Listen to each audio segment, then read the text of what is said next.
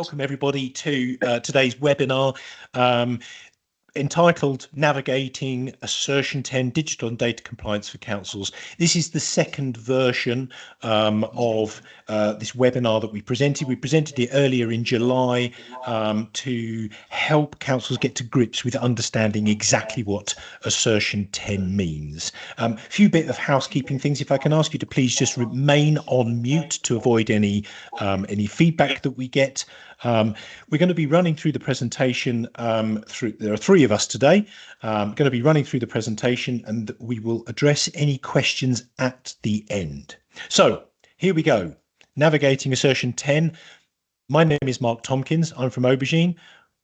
My presenting partners today are Martin Boyle from CloudyIT and Daniel Purchase from Breakthrough Communications. There's three of us there. We each are going to talk about the three key aspects of Assertion 10. Martin, next slide, please, if you wouldn't mind. So what is Assertion 10? Well, really, this is a piece that is appearing in the Practitioner's Guide 2025, and it relates to your digital and your data compliance ahead of AGAR 25-26. So come next year, come AGAR time, there are aspects that we are going to be covering today that you are going to meet to make sure that you comply with in order for you to provide a positive response on your AGAR forms. Next slide, please, Martin. So Martin is going to take us through Assertion 10. So we've broken it down, we've been internally referring to this as our three-legged stool because there are essentially three large components to Assertion 10. Martin's going to kick us off. Off you go, Martin. Thanks, Mark. Yeah, hi everybody. Thanks for joining us today. As Mark kind of alluded to, we've been kind of referring to Assertion 10 as a three-legged stool, loosely broken down into the three legs, if you like. The first part being your emails, your domain, and the IT policy aspect, which are kind of briefly summarised into, again, three sort of main points there. You must have a generic email account hosted on an authority-owned domain. It does specifically say that personal or free email services such as Gmail, Hotmail, etc. are no longer suitable for official council use, and that all councils, regardless of size, must have an IT policy. And then sort of second leg, Data Protection Act, GDPR compliance. So again, not something that should really be new to a lot of us. We've been through it all, prior. Again, it's just confirming that we do need to comply with the Data Protection Act, UK GDPR, FOIs, SARS, etc., and also outlines sort of explicitly the council must act as the data controller and the data processor. And then last but certainly not least, web accessibility. So again, something that we are all kind of familiar with. It's not new to us, but we must have websites that are WCAG 2.2 AA compliant. They must comply with the public sector bodies 2018 accessibility regulations, and they must publish the required information under the Freedom of Information Act and the Transparency Code. I think on this slide, I'm just reading the chat as we go.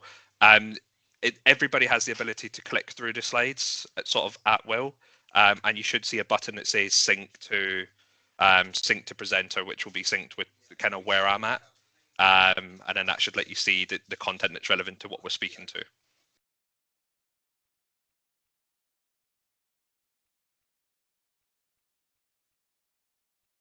So lots of feedback. Let me just double check quickly. Everybody should be muted, so hopefully there shouldn't be too much feedback. Is it just me that's out of sync on the sound?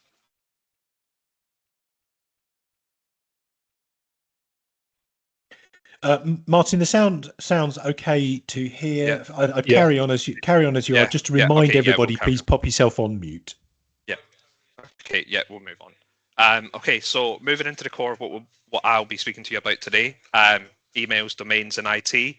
And kind of as we've put there, a new baseline for councils. This part of Assertion 10 introduces three kind of specific requirements, and I'll quote you directly from the practitioner's guide.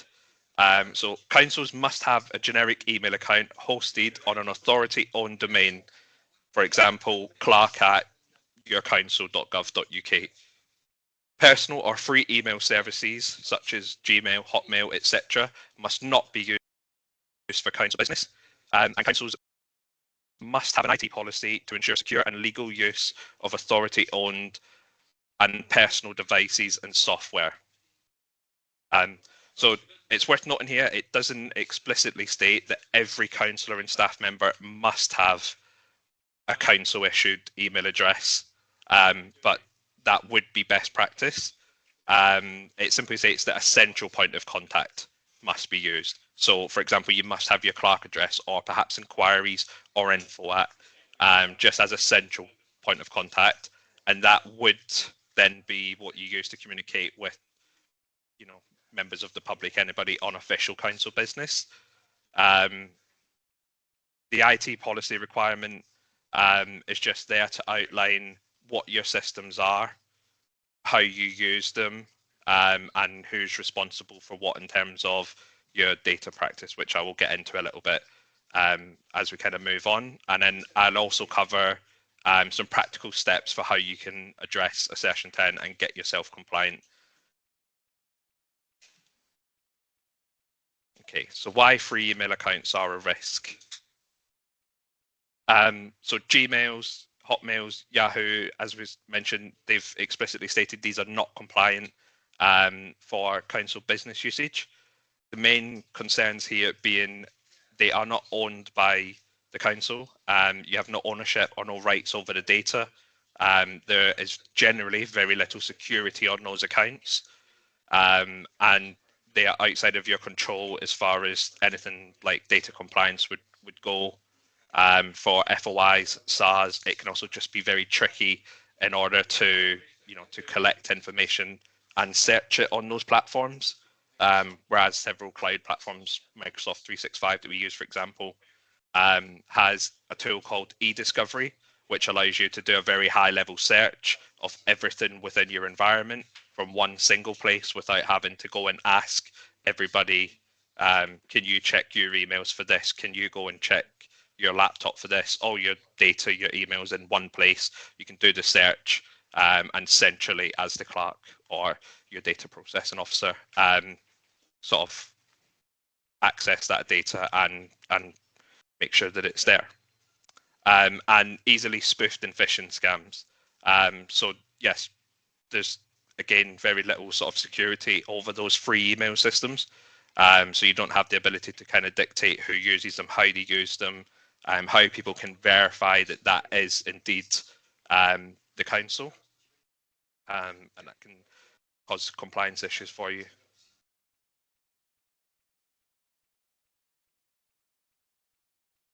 So what do council-owned domains enable?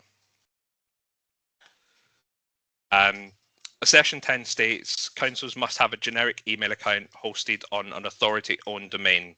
This means that the council should own the domain, not the web designer, not the IT company, not someone in the parish or a councillor, for example. So that it's actually the council's control. We commonly see this come up as an issue. Mark will be very familiar with it as well. Whenever it comes time to do any sort of email work or any IT work, website work, etc., and it's registered to someone else, it very common comes up that that person is no longer available or they're unwilling to assist, or we've just maybe lost the credentials to where the domain was registered. And that means that the domain is actually no longer under the council's control. That's no longer ours, and we're no longer able to ensure that it's secure, it's compliant, and that we dictate who has access to it and who uses it. In terms of specific types of domains, Mark will go into this a little bit more as well, so I won't touch too heavily on it. But specifically looking at the types of domains that are used, We obviously have a great variation of these. I've seen there's a few questions popping up about it as well. .gov.uk domains. Obviously, this is kind of the gold standard as far as domains go in the local government sector or in the government sector at all. These are very tightly controlled on who can have access to them at all. Not just anybody can register, but also they're closely monitored to make sure that the relevant controls are in place and you get access to some useful tools from government bodies in terms of protecting them. We also frequently see people using things like .coms, .co.uk's, .orgs, .org.uk. These offer varying levels of compliance. The simple answer is they would be compliant as long as they're registered to the council. But there are some other considerations to take into consideration. I will let Mark touch on them later on because he will cover it much better than I will. But the main thing here, having the domain issued by the council, owned by the council, so it comes directly back to us, have our email platform on the same domain as our website. This allows people to verify that emails received by us are in fact us. Align your website and email is on there, and then allows proper technical controls. So yeah, having the domain, choose your email platform, Microsoft 365, whatever it might be. We can then look to go in, how do we make sure that we have appropriate controls, SPF, DKIM, DMARC. I won't bore you all with the technical hows and whys of what they are, but it kind of breaks down to these are the measures that we can put in place that tell recipients' email systems, here's who we are, the domain, here are the records that identify and prove we are this person and that the email has come from a trusted source. So it's actually come from a member of the council and not someone trying to pretend to be us, which is a great way to ensure that people aren't spoofing our emails and people can trust us.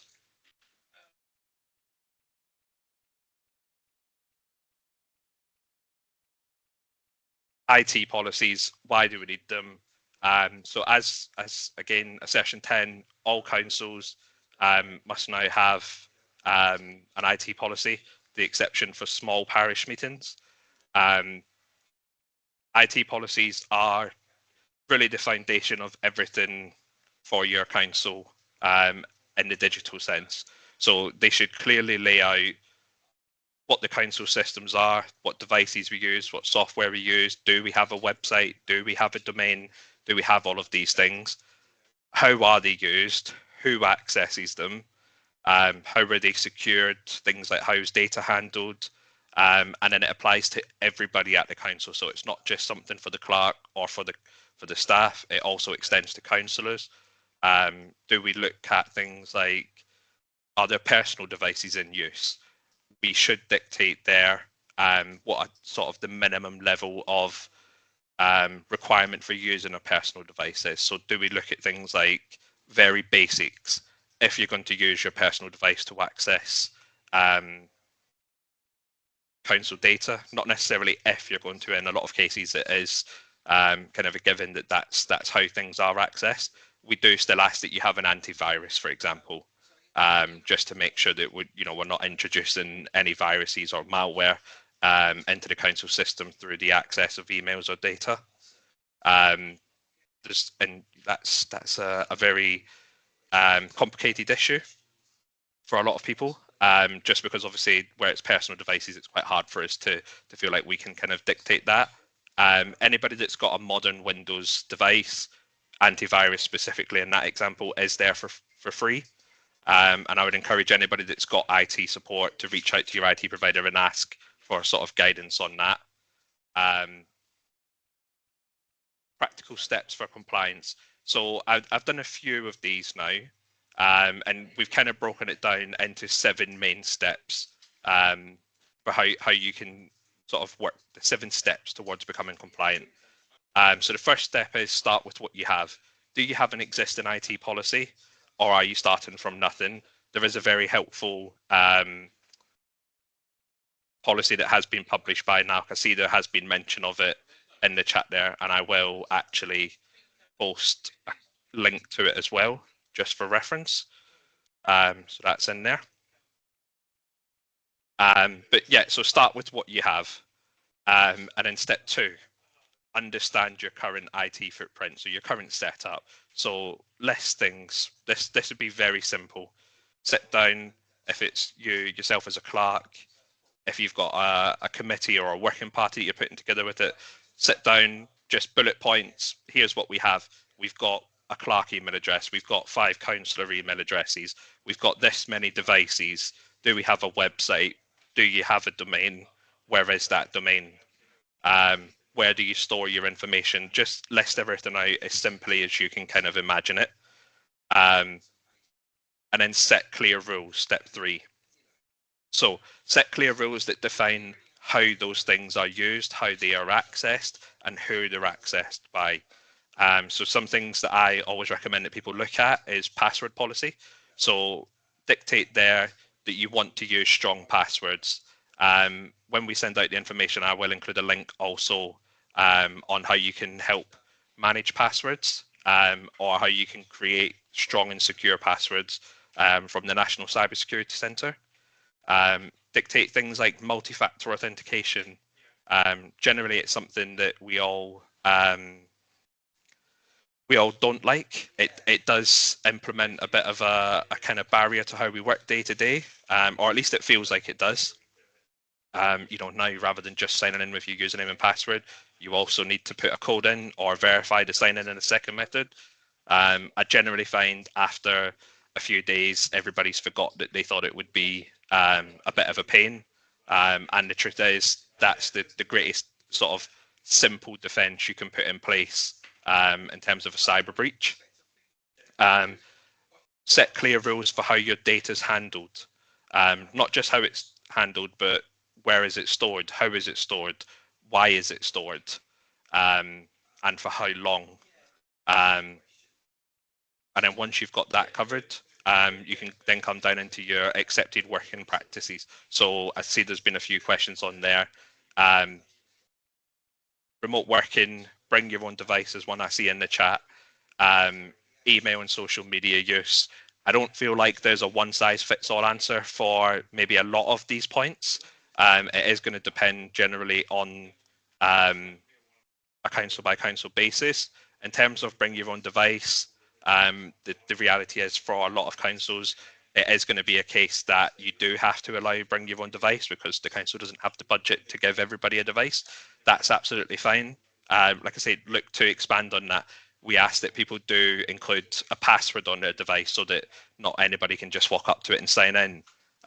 We ask that you do install updates when they're available and have a working antivirus. As mentioned, Windows 10 and Windows 11 do include for free Windows Defender, which is a very capable antivirus solution and is more than enough for the average person.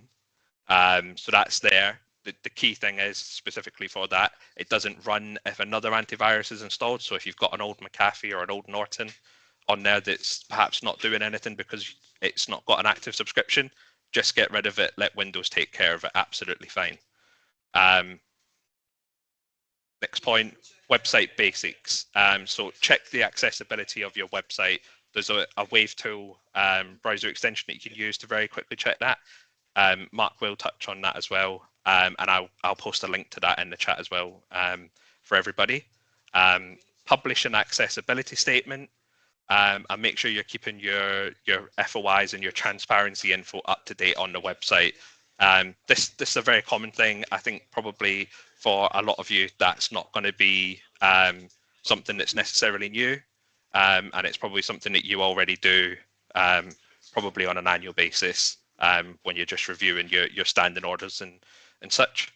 And then data protection. This is a bit of a newer one, but or at least it was newer when I've spoken to several people. Map your personal data. So map out the types of personal data that you collect.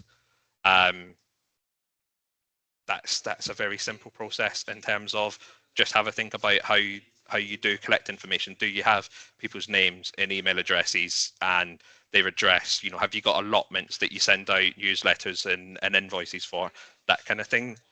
Detail it all, so that you understand what kind of personal information you have, and then crucially publish a privacy policy that covers how that information is collected, why it's collected, and how you use it.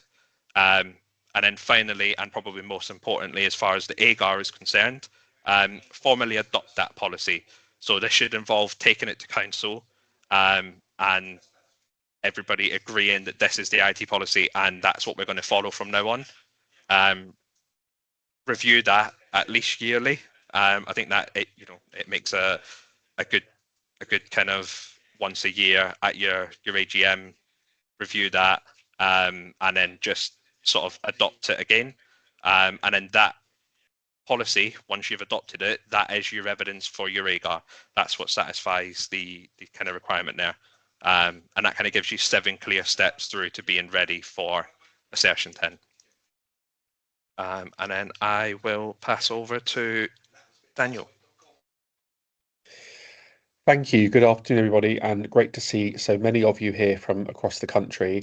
So my name's Daniel. I'm part of the team at Breakthrough Communications, and I'm going to be guiding you through today how. Sorry, I hope everyone can hear me okay. I can see an error coming up on Teams. If I can get from Martin or Mark just a verbal or other confirmation that I can be seen or heard, just so I can continue. Yep, I can see you and hear Brilliant. you. Sorry, Teams was giving me an error message, as it's wont to do. So we do 2 things with parish and town councils. Half of what we do is community engagement and communications. Half of what we do is information compliance, which straddles both the world of freedom of information and environmental information regulations, but of course, for the purpose of today, also includes compliance with both the Data Protection Act and UK GDPR. Next slide, please, Martin. Thank you.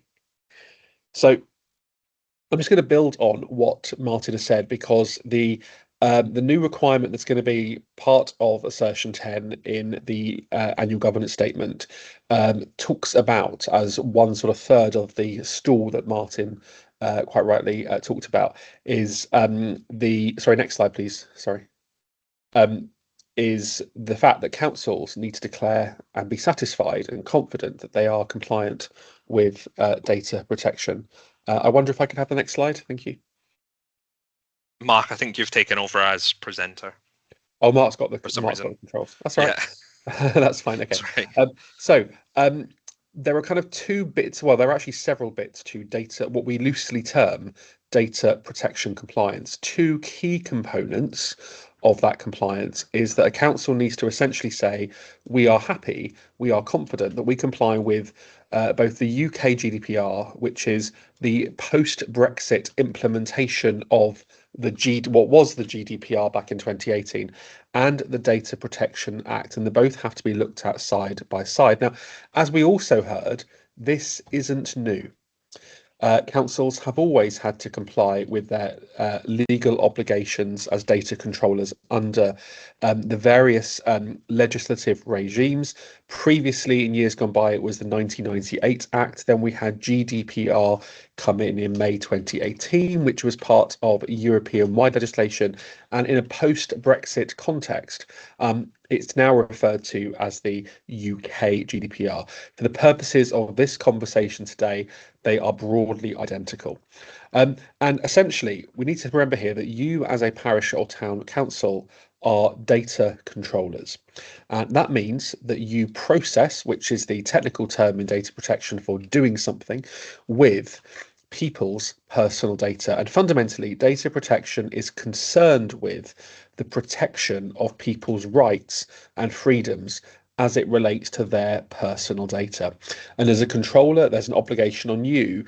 What we do, how we term this, is you have to decide the who, the what, the why, the where, the how. In other words, how do you collect and do things with personal data? What happens to it? Where is it stored? Is it stored in the cloud? Is it stored on pieces of paper? Is it stored, as one clerk said to me last week, in a basement?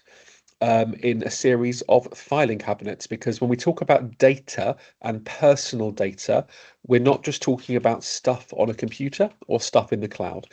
Anything that can identify somebody or make them identifiable is personal data. This can also include photographs. It can also include video. So it will absolutely include, for example, photos you put on your website or on social media, any CCTV that you have, for example.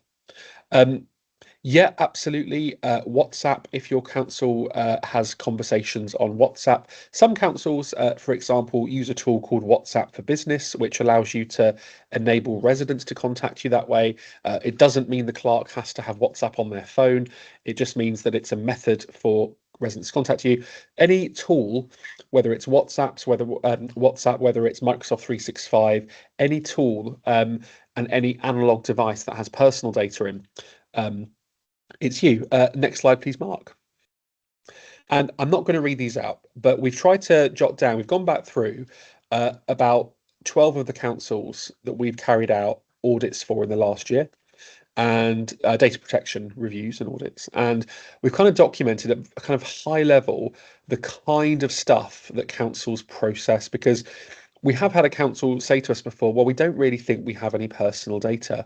And even if you're a very tiny rural parish, I've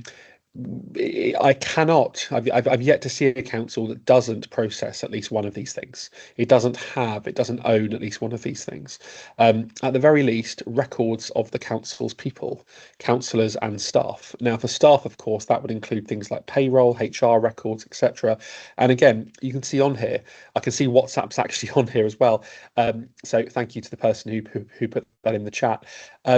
Essentially, we process as councils, as growing councils that are doing more than ever before, an increasing array of people's personal data. And essentially what the Data Protection Act and what the UK GDPR essentially say in broad terms is, you as a data controller who gets to decide the who, the what, the where, the why, the how, you have to ensure you are safeguarding it, you are protecting it. It's not just about security. Security is part of it, but we need to think about lots of things too. Next slide, please, Mark. And we need to be careful here. And this we sometimes think, oh, can I just adopt a policy today and it'll all be fine?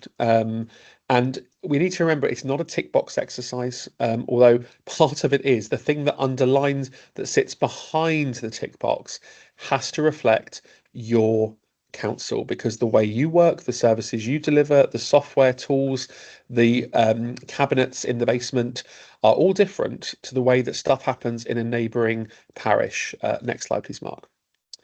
And excuse me.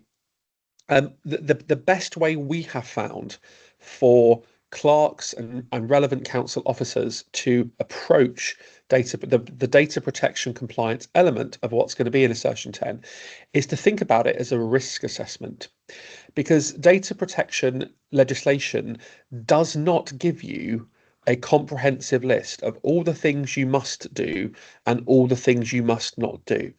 It is what's called principle-based legislation.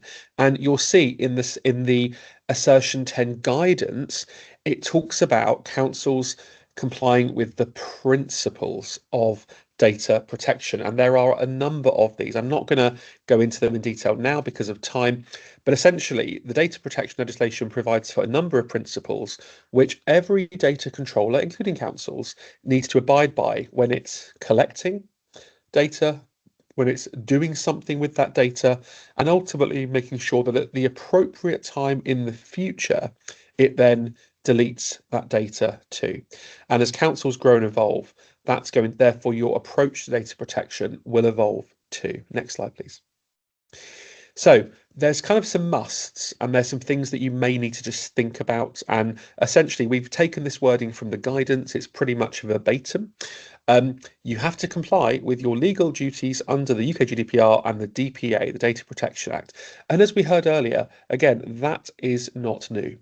You've had to do this already for years. And I think really what Assertion 10 has done is it's kind of bringing it to the fore. It's making us think, well, actually, we may have adopted our policies back in 2018, or we may have looked at them a few times since.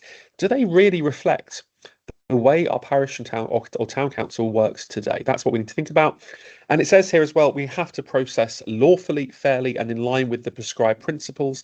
Again, the Data Protection Act is principle-based legislation, and understand when you are acting as what's called a controller of personal data and when you are acting as something called a processor. And things that you may need to think about is you may need to review. Well, what data do we actually have? As we heard earlier, whether it's on paper, whether it's audio or visual, whether it's in the cloud, what information that identifies people, personal data, do we have today as a council, not what we had 6-7 years ago? Do we provide training? I will just mention, in partnership with county associations in England, we do provide training on data protection, just as I mentioned, so do talk to your county association about that.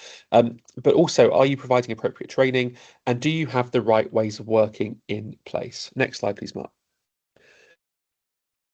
Templates are great. Just to be really clear, there is nothing wrong with a template. No one is ever going to say to you, don't use a template or a framework. The thing you need to bear in mind is that what you should not do is take an existing policy, a completed policy. And what we sometimes see is a council sort of adopting a policy from a neighbouring council, and data protection policies and data protection privacy notices, which are a very specific thing, should reflect the very specific things that you do, not what your neighbouring parishes does. Templates will enable you to do that more quickly and effectively, but just understand there is a journey here. And we've, just to add to what Martin was saying earlier, job one, what data have you got? Map it. Literally map it out on a piece of paper or on a spreadsheet. When we do this for councils, we have a fairly comprehensive spreadsheet, but you know what? Paper can work just as well. Because you have to work out what you've got. That's called your data map. You then have to document your reasons for having it, and we call this your purposes. Why do you collect this information about these people in this way, for example? You then have to assign for all of those things what's called lawful bases, and that's a technical term for simply saying your legal reasons for having that data. There are a number of lawful bases that can apply to councils. Sometimes it'll be something called consent, although actually consent relatively rarely applies, I would say, in council world. Sometimes it's contract, sometimes it's public task, sometimes it's legitimate interest, and there are others too. So you need to be clear what you've got, why you've got it, and your lawful basis. But then, how long do you keep it for, and where do you store it? Is it stored in the cloud? Is it stored in a locked cabinet? Who has access? How long do you keep it for? When do you delete it? And by the way, we often get asked, how long should we keep data for? And the answer is always, it depends. How long do you need it for? You need to have clarity on your own needs here. What we then do is risk assess it to identify any potentially high areas of risk. And because data protection requires a risk-based approach, there'll be some things that the council may decide it are acceptable risks, other things that are less acceptable. For example, email. Do you really allow councillors to use personal Gmails or Hotmails? And are you comfortable as a council with sending them emails to a non-provided email account? That's a common issue that we get sent our way when we get councils referred to us. And ultimately, it's not a binary yes, no. It's, do you view that as a risk? And if so, is it an acceptable risk or an unacceptable risk? We then, having risk assessed it, to make sure we have the right policies, documents, and other legal notices in place.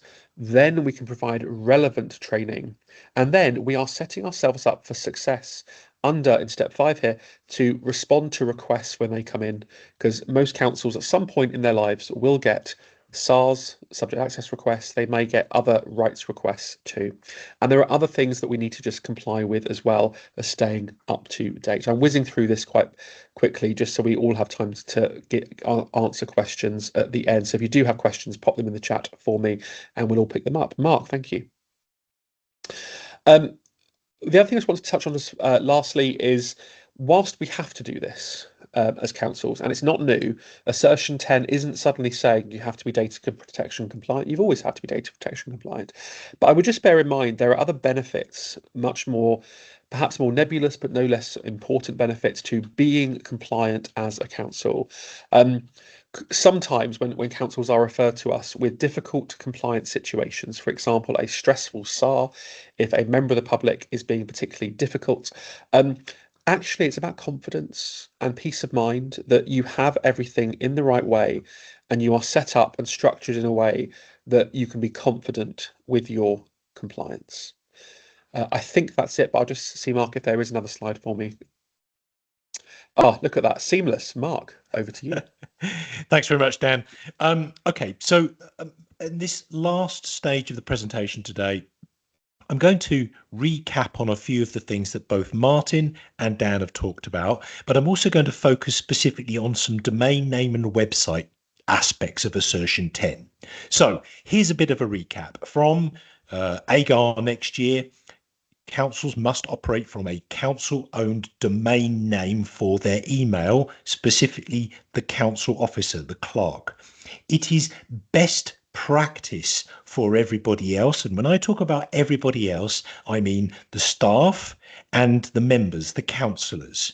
What the councillors should not be doing, which is not best practice, as Dan has already mentioned, for lots of risk sides of things, they shouldn't be using their personal email addresses. But as a council, you do need to decide, would it be better if everybody, councillors and staff, operated from the same domain name? Well, the short answer of that is, of course it would. That is a much better approach. But specifically, Assertion 10 is saying, as a minimum, the clerk or council officer must operate from a council-owned domain name email address. Now, another part of that is to make sure that you meet your website compliance in terms of accessibility laws. These are not new laws. These have been around since 2018 for compliance by 2020. Now, as Dan mentioned earlier on, one of the really important things, one of the benefits of Assertion 10 is it's starting to bring together all of the digital and online things into one cohesive piece of guidance that we all need to operate from. It's going to improve not just quality, professionalism, but also security and data control. All of these things are really important, but by adding it to ACAR, now it starts to make a lot more of these things accountable. And of course, there's that IT policy. So let's get stuck in with some of the detail here. A refresher. If you are using a Gmail, a Hotmail, a Yahoo, it isn't owned by you, it's owned by Google or Microsoft or BT. You must use email from a council-owned domain name. You don't have control over it, which means you don't have control of the data. It is not best practice. And of course, you could potentially fall foul of some audit issues subject to access requests and FOIs, just like Dan has said. But also, anybody can set up a free email address. You can set up markparishcouncil@gmail.com. And unfortunately, we live in a world where if you sent an email from that address to vulnerable members in the community asking them to pay some money, unfortunately, a small number of people would probably. That's really bad. There's no verification, there's no validation, there's no checking. Whereas having an official address, clark@yourcouncil.gov.uk, that is only available to you as a parish or a town council. So it's overall improving what's been used, the phrase authenticity of message.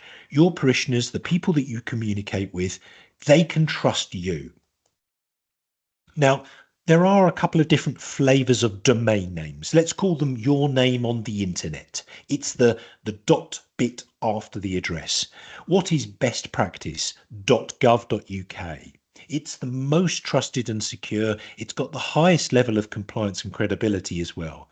And it is only available to public bodies. Now, It's available through authorised registrars, such as Aubergine. We have been authorised by Government Digital Service to be able to set up and manage .gov.uk domains. And you would benefit from the level of security and processes that we have to go through. But by having a .gov.uk domain, not only do you increase that authenticity of message and security, but you also get access to a lot of really good free central government and National Cybercrime Agency tools, filtering, advanced warning, GovPay. All of these tools are available if you operate from a .gov.uk domain. So that is best practice. But what is not being said, and this is a really important aspect, what is not being said is you must have a .gov.uk domain and everybody in your council must operate from a .gov.uk email address. That is not what is being said. And there are a few misunderstandings going on out in the wild that are presenting that information. That is not the case. It is best practice to have .gov.uk domain, but what you must do is have a domain name that the council owns. So no more free email services like Gmail, Hotmail, Yahoo. Also, the councillors don't have to have a domain email on the domain. It is obviously best practice. And for the reasons that Dan has said in terms of the data, it is better to have it within a domain name that the council owns and can control, rather than it be living on a Gmail or a Hotmail. But it is not being required. But what they must not do is use their personal email addresses for council communications. Now, there's the other domain suffix, .org.uk. This is acceptable. This is as long as the council owns it and you're using an email that hangs from that, it's within UK jurisdiction, it still meets your Assertion 10 requirements. It's not quite as good in terms of credibility as .gov.uk. Now, what you should avoid is using .com, .org, .co.uk. They represent commercial domain suffix. Now, strictly speaking, in the eyes of Assertion 10, if the council owns that domain name and that's where your email is hanging from, so clark@yourparishcouncil.com, strictly speaking, in the eyes of Assertion 10, you do comply. But it is not best practice because those domains are really for commercial organizations. .org is an international American organization. .co.uk, UK company. .com, international company. That's what it stands for. I would just mention as well that it is best practice, especially when you have a .gov.uk domain, to make sure that your email address and your website match. So if your domain name is such and such a parishcouncil.gov.uk for your email, make sure the website does too. So right now, organisations like Aubergine, we are giving away .gov.uk domains free as part of some of our other services.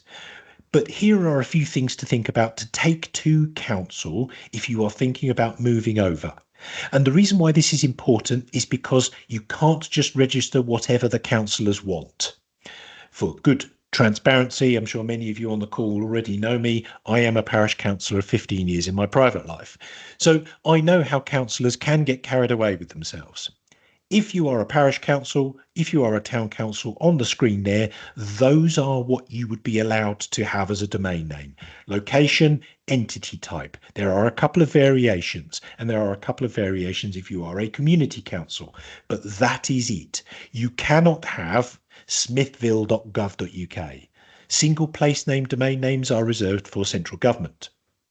So if you are taking this concept back to council for discussion, it's important to remember that they think about this first time. Making sure that the email and the website domain match. And as Martin mentioned earlier on, making sure that when the domain name is registered, it's in the council's name. Now, fortunately, when the .gov.uk domain is registered, it can only be registered to the council, which is great. There's a fail-safe there. But if you are using a .org.uk domain, it is entirely possible and feasible to register it in an individual. This should not happen.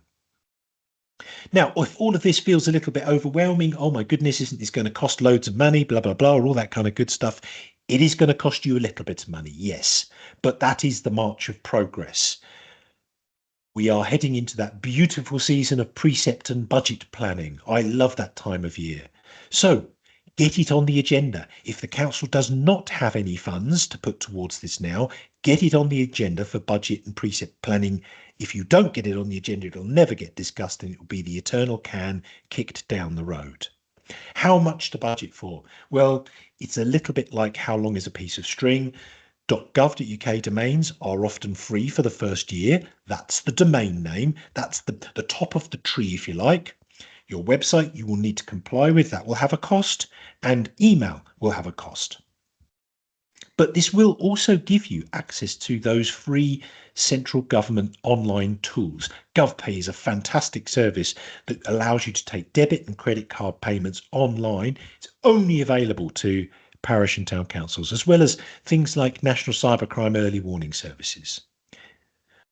So, another key aspect, if you're going to be pointing your lovely new .gov.uk domain at your website, you do, of course, need to make sure that you meet your legal requirements in terms of website accessibility. The regs have been around since 2018. I've mentioned that already. In October last year, the level rose to WCAG 2.2AA. Previously, it was 2.1. And there are, of course, other requirements when it comes to website publishing that you need to adhere to. Freedom of information publishing, transparency code, depending on the size of your council, and, of course, how you handle the data. Now, here's a tip. Earlier on, Dan was talking about data and mapping out where your data points are. One thing that is worth mentioning is your website. Your website will very often capture and store individuals' data. You might not even know, but it will. Because if you've got a form on your website that people can fill in, a lot of websites are programmed to store all of that data, but you won't ever know it's there, but it is there. It's a little bit of a data time bomb. So a takeaway piece of advice is go away and ask your website host, is the website storing the website form's data submissions? If you're with Aubergine, then you don't have anything to worry about because we make sure that it meets the GDPR compliance and does not store it. However, you may not be. So some details around the website accessibility compliance. It is now 2.2. The regulations have changed and there are some nuanced differences in terms of how you publish things online. You do have to have an accessibility statement. An accessibility statement, much like an IT policy, a privacy policy, a data protection policy, they are not copy and paste jobs. Do not copy it from the council next door to you. It is a reflection of your council's own approach to website accessibility, what it knows is compliant, what it knows isn't, and other methods that you follow in terms of testing. It is a reflection of your own council's position. This applies to whatever domain name you are on.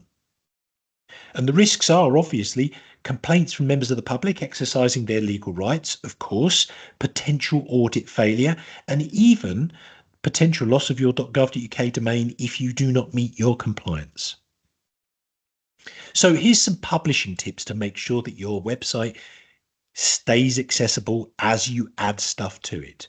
First things first, documents that you upload to it aren't magically going to become accessible when you upload them. You need to make sure that your documents are accessible before you upload them. If you're using Microsoft Word, Word has had an inbuilt accessibility checker since 2016. Run it on your documents before you save it as a PDF or upload the Word document. Include in your accessibility statement the things that you know don't comply. Maybe there's things that have come to you from principal authorities. And by the way, I would add, principal authorities are shockers at producing accessible content. They literally, it's so inaccessible.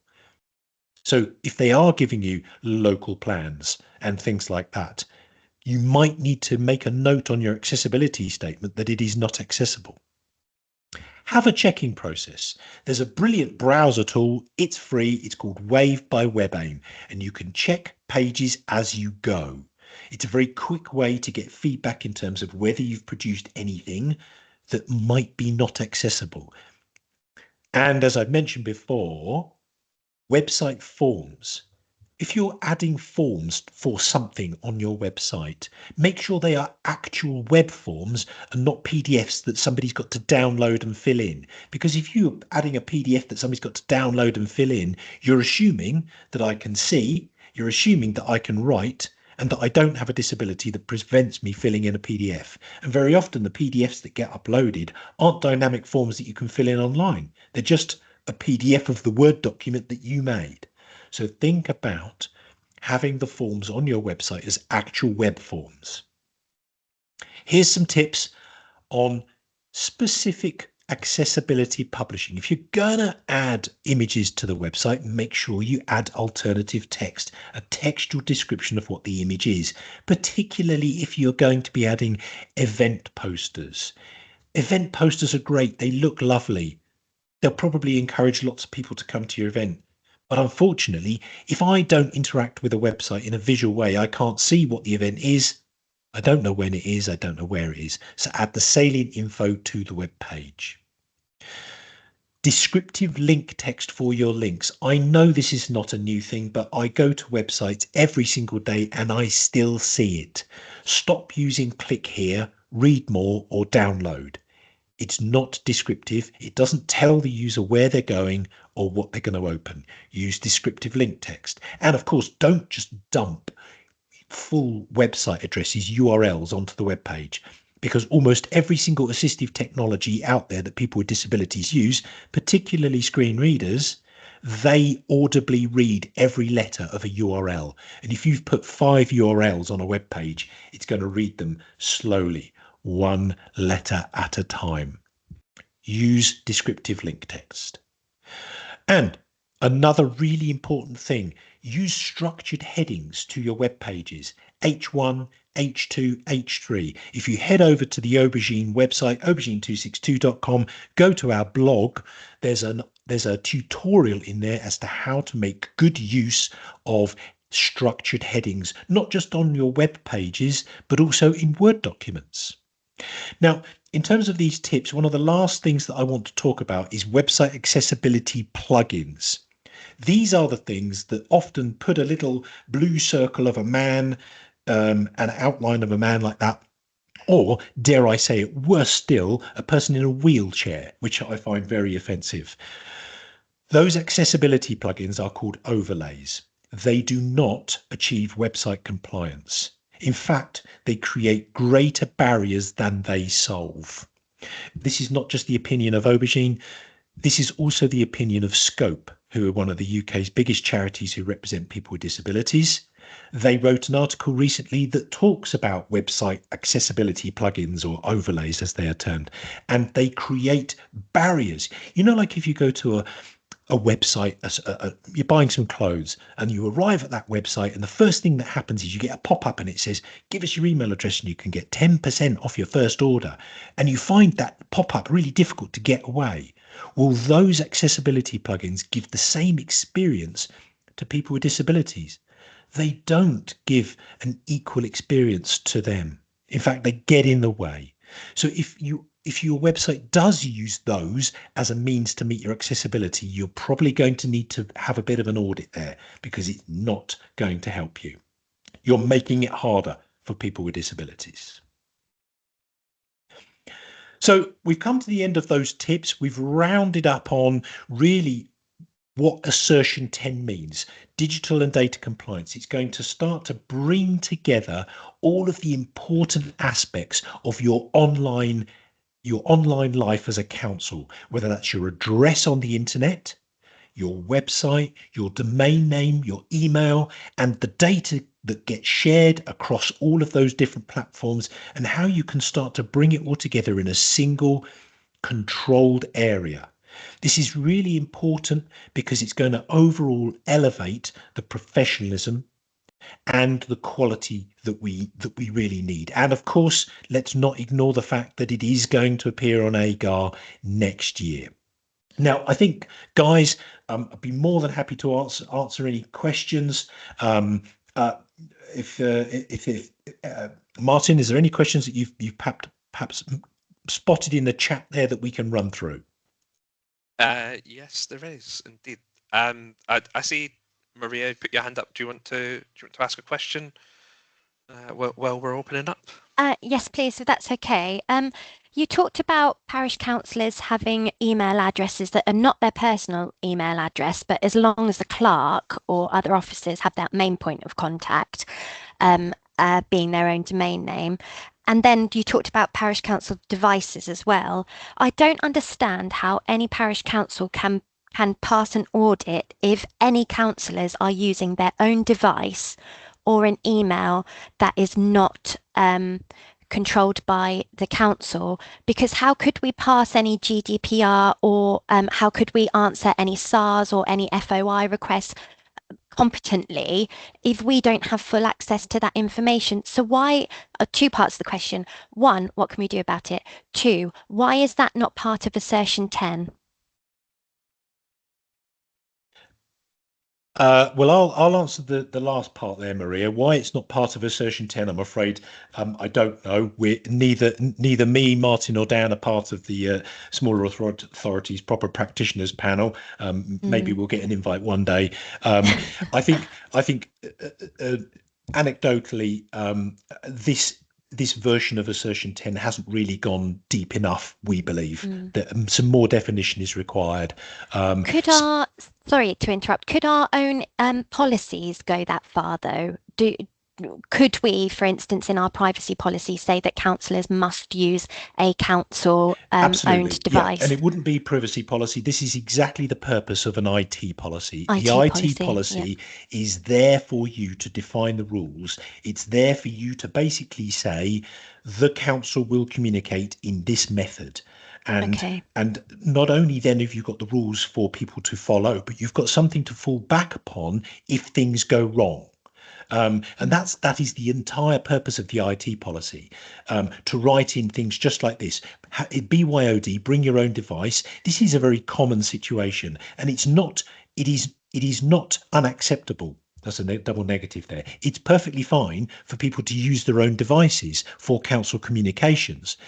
So in your case, having a .gov.uk email on a personal device is absolutely fine, as long as it is written into your policy and there are procedures to follow. I don't understand how that is fine, because then we can't control the information that. So say, for example, we say we'll delete people from our allotment waiting list after 10 years, or just as an example. If a councillor has downloaded that information, how could anyone say with certainty that they have removed that from their personal device? Nobody could they? So I'll jump in there a little. So I think a large part of that is going to depend on just what the capabilities of your IT system are as well. So understanding what's available to you. So you're going to have your IT policy that's going to outline, here's what we have device-wise, email-wise, everything else, your domain, perfect. And ultimately that email platform is going to be something, Microsoft 365, G Suite, or any other option that's available out there. You'll have the option within them on how you allow that. So we personally use Microsoft 365. That's what we specialize in. So I'll give you the answer as it would be from that. But you have a number of features within Microsoft 365 that's available depending on your kind of licenses from a very basic level up, and they sort of expand from there. There's something within 365 called conditional access that allows you to set conditions that dictate how people can or can't access various systems. Within there, you have the ability to go, okay, well, what we're going to do is we've got 10 devices and they are council issued. So here's what we're going to do for them. And you can be as strict as you like. You can then say, for anybody that signs in that's not on a council issued device, here's the level. This is where we're going to set the bar, and this is what we want them to be able to do. And then it also, crucially for your point, has what's known as MDM policies, so mobile device management policies, that allows you to put in there, okay, well, whenever someone accesses their council issued email or OneDrive or Teams or whatever it might be, we're going to make them only use the Microsoft app from that app store. The apps are available for free if we're talking about mobiles or iPads or, Android tablets, anything like that. And we're going to make them use that. And when we do it, it's going to create it inside a secure folder that only the council's data exists on. When you, as the council officer, issue the IT company, Councillor Boyles resigned from the council, can you close his account? It will close that account and it will unlink and get rid of the data only on that secure council folder on their devices. So then you would have the confidence to say, okay, we've done this, and here's the IT. Here's the IT sort of we are with you, platform. Cloudy. Is that something you can set up for us then, if we contacted you about that? Yeah, definitely reach out to me. Okay, thank you. Either through the support desk or if you've got my direct email, definitely reach out and we can talk about it. Yeah. Dan, Okay, I think you had a lovely, few thank you. points you wanted to add. Yeah, I'd just like to bring together some of Maria's question, which was a really helpful question, but also I can see just looking through the chat, there's quite a lot of questions about loosely around councillor email. And I know I touched on that in my talk, so I just want to add something. I'm going to go back to the fact that the data protection is not a binary, you can do this and you definitely can't do that. Because it is principle-based legislation, it is up for the data controller, so you as a council, as a corporate body, to consider what appetite you have for risk, and risk can manifest itself, of course, in data protection in lots of ways. There are clerks, and in fact, there's a couple in the chat, in fact, who have taken quite a firm view and said, we have provided our members with secure council-owned email accounts.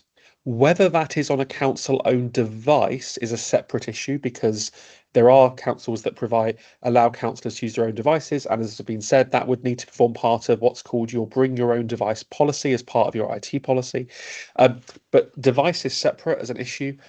It's whether I'm going to make an assumption that most councils here are providing their members with email accounts. And there are clerks, some here today, who make it very clear to their members that they will only ever email a councillor to a council provided email account. Because if we don't do that, we are potentially injecting personal data, if we ever share personal data, to a non-council data controlled account, a Hotmail, a Gmail, a BT Internet, whatever it might be. And that creates a level of risk to the council. And again, it's up to a council to think what is acceptable to us. I think that can often be an unacceptable risk because, as has been said in the chat, if you have a subject access request or an FOI request, you can't search that. If somebody's private Gmail or Hotmail is hacked, that's going to create an indirect data breach or a data breach if there is council-owned data on there. So again, I go back to the fact it's a risk assessment and you need to consider what matters to you. But I'll leave that there. Thank you.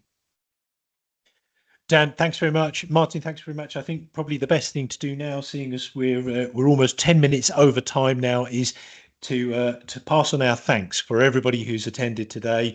You will be getting a link for you to be able to download the recording along with the slides from today's session. But it leaves us really just to say thank you. Thank you for coming. We hope you found it useful and helpful, and perhaps we'll see you on another one of our webinars again soon. But for now, have a good afternoon. Thank you very much. Thank you, everyone. Have a good afternoon. Bye-bye. Have a nice day. Bye.